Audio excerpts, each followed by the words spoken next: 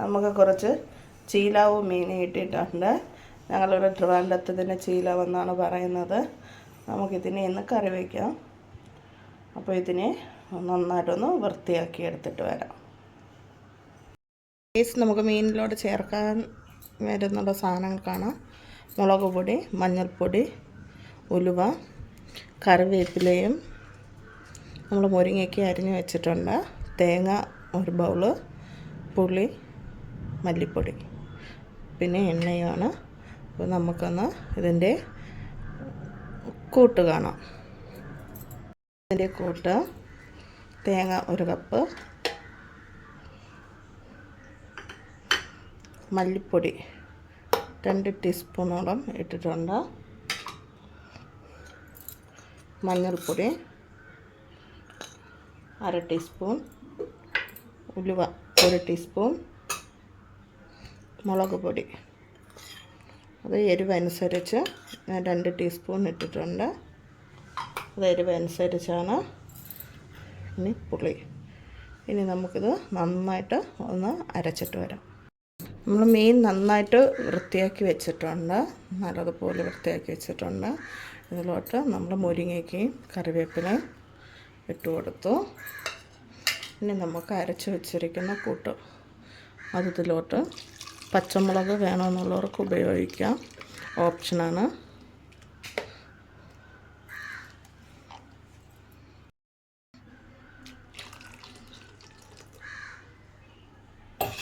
ഇനി നമുക്ക് കുറച്ച് വെള്ളം ചേർത്ത് കൊടുക്കാം, പാകത്തിന് വെള്ളം. നമുക്കൊന്ന് കലക്കി വയ്ക്കാം.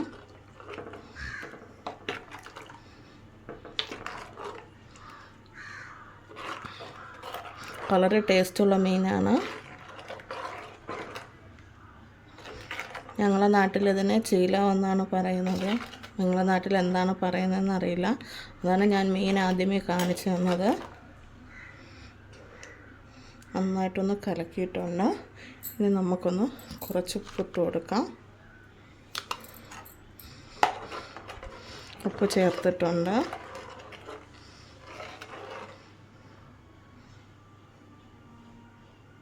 ഇനി നമുക്കിതിനെ തിളപ്പിക്കാൻ വയ്ക്കാം. തിളച്ചിട്ടുണ്ട്, നല്ലതുപോലെ തിളച്ചിട്ടുണ്ട്.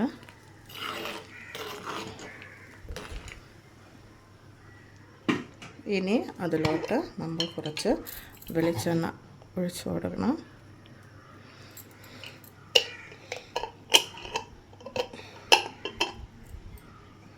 നമുക്കൊന്ന് കലക്കി ഒന്നുകൂടെ ഒന്ന് തിളപ്പിച്ചെടുക്കാം.